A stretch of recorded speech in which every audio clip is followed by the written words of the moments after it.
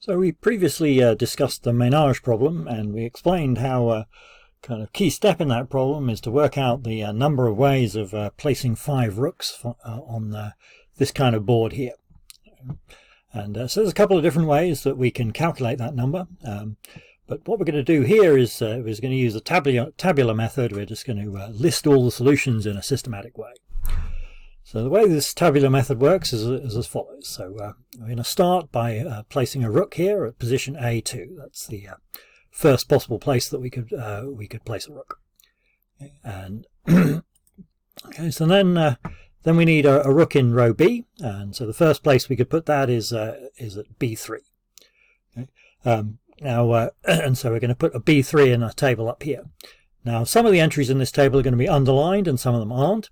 And we're not going to underline this B3, the reason being that it's not our only option. It would also be possible to put this rook at B4 or B5, so when there's extra options still left over, we don't underline the entry. So now we go on to row C. The first place that we could put a rook in row C is here at C1, so we put a C1 on the same row in the table. And again, we did have other options. There was C4 or C5 would also be okay. So because there are other options, we don't underline the C1.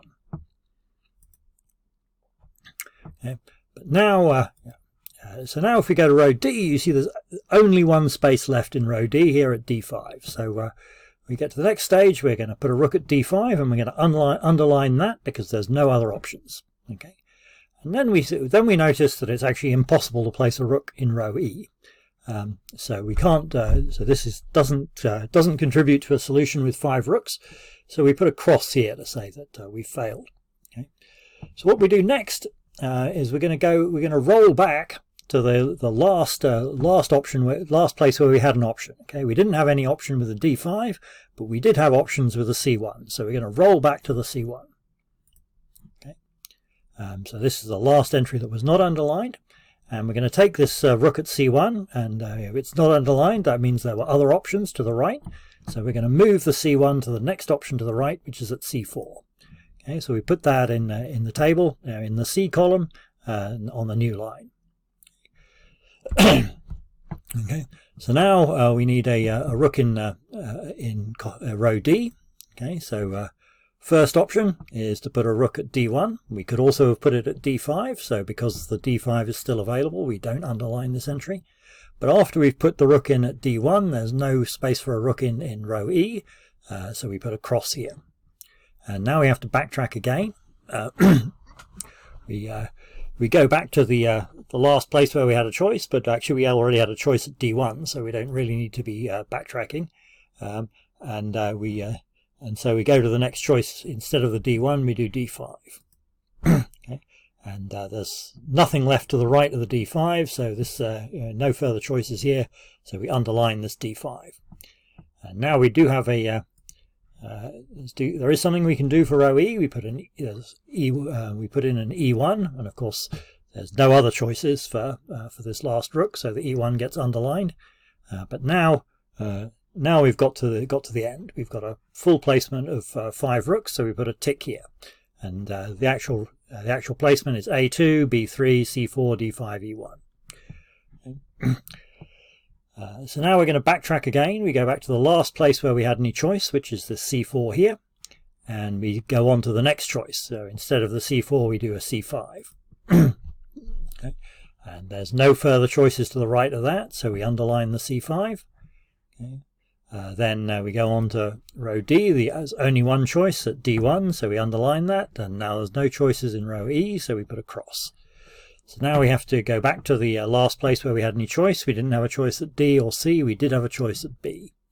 So we roll back to this B3 here, and then the B3, so instead of the B3 we could try B4. So that's what we do. Yeah, and then we try C1. And then there's only option for D is D5, but we do have an option open at E. We're going to do E3. No choice for that, so that's underlined. And now we've got another solution. So we put a tick here. Now so far we've found 2 solutions. Then we roll back to this C1 where we had some choice. and we switch over to C5 instead of the C1, and there's no further choice, so that gets underlined. Then we do D1 and E3, we've got another solution. And now backtrack to B4, so we try B5 instead, and then we get various options with the B4. And then once we get to here, we've got to B5, C4, D1, E3. Now everything is underlined all the way back to the A2, so we have to go all the way back to the A2 and move the A2 to A3. And now we start looking for solutions that start with A3. And we just carry on the same sort of method. Okay, so now we've got all the way down here. A3, B5, C4, D2, E1, that's one solution. Now the B, the C, the D, the E, they're all underlined, so we have to backtrack all the way to A3 and change the A3 to A4. Okay. So now we start looking for solutions with an A4. We can do a B3, and then there's still an option at B5, so the B3 is not underlined. Then we have a C1, but there's still an option at C5, so the C1's not underlined. Then we have a D2. There was still an option at D5, so that's not underlined. But now there's no options at E, so we put in the cross. We roll back to the D2 and change that to D5, and that's underlined because there's no further choices for the D.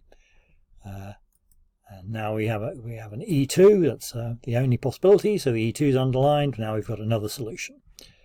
Then and again we roll back to the C1 and carry on a few more steps, and eventually we get to here, A4, B5, C1, D2, E3. Now absolutely everything is underlined, there's no more possibilities for anything, and we've got to the end. And so we look at the rows that have ticks.